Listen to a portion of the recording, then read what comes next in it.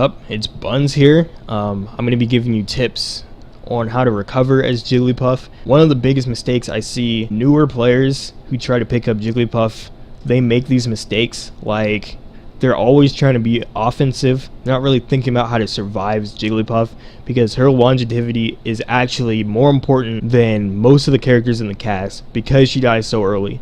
Jigglypuff is not a character where you can just say, okay, well, I'm gonna take this death and come back the next life, because most top tier characters can camp Jigglypuff out like it's nothing.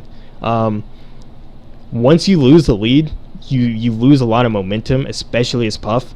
So learning how to get back to the stage is very important, because a lot of new players just think, I'm just gonna jump to the ledge or I'm gonna pound, and they keep getting up smashed, tipper forward smashed by Marth, all kinds of things out of their pound, out of their double jump, because they're trying to get back to the ledge in a very, it's kind of like a natural way. You have to think outside of the box when you're trying to recover as Jigglypuff.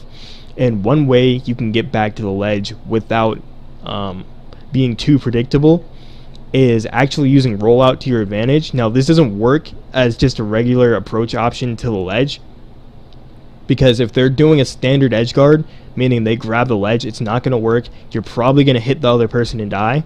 But let's say you trade at the ledge and they tech and try to get back to the ledge and grab it before you. Rollout is perfect for this situation because you're going to beat them back to the ledge with rollout.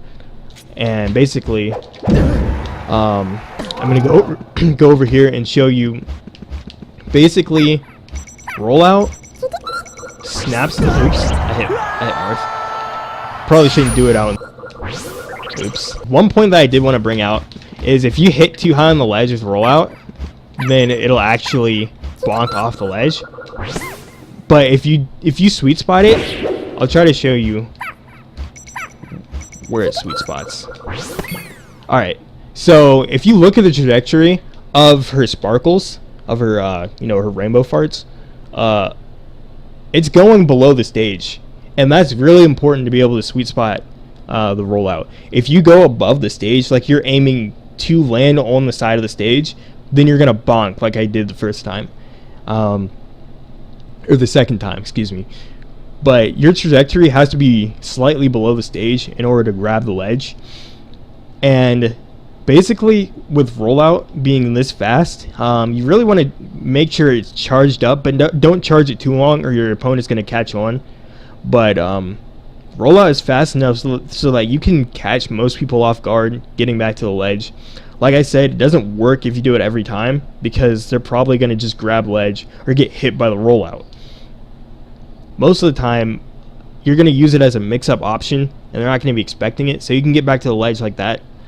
Also, against like Marth players that like to down tilt and forward smash at the ledge, or like forward tilt, up tilt, stuff like that, it's a really good option, because as you can see from this angle right here, you're actually gonna go below the forward tilt. I don't have the I don't know how to do the thing where it gives the hitboxes, but from my experience, forward tilt can't hit this. Down tilt can hit, up tilt and forward tilt can't. And forward smash, if you sweet spot it like this, where your trajectory is going below the stage, they would have to hit you before you even reach the stage with the forward smash. But as far as when you hit this big sparkle right here and you're grabbing the ledge, forward tilt can't hit that. Forward smash can't hit that. Also, you have to be careful. If you think they're going to grab the ledge, you're better off just pounding and recovering high. But this is definitely a viable option given you haven't used it before. Also, because of the fact that I go to tournaments all the time, and people see me do this, and they say, after the match, they're like, I didn't know Jigglypuff could do that. The fact that they don't know that this is an option is, it actually makes this work a lot more than it should. You kind of have to know, like, whether or not your opponent has Puff knowledge or not. Most of the time it's going to be a no, but sometimes they do have Puff knowledge. And if they know that you're going to go for the rollout, then it's not a very good option. But due to the fact that so many people don't know that this is an option, and even if they do know it's an option, most players don't think to cover it actively.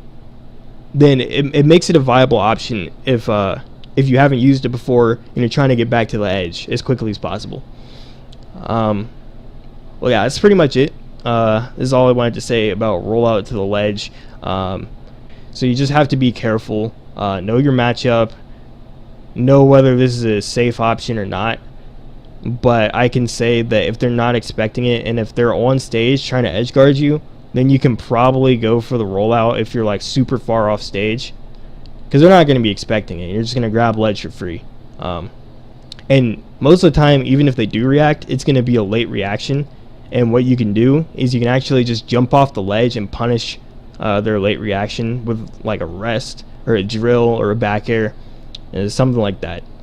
But anyways, that's all I wanted to say about Rollout to the Ledge. If you liked the video, go ahead and thumbs it up, and I'll be making more puff tricks and tips in the near future. Anyways, I'm going to end it here. Peace.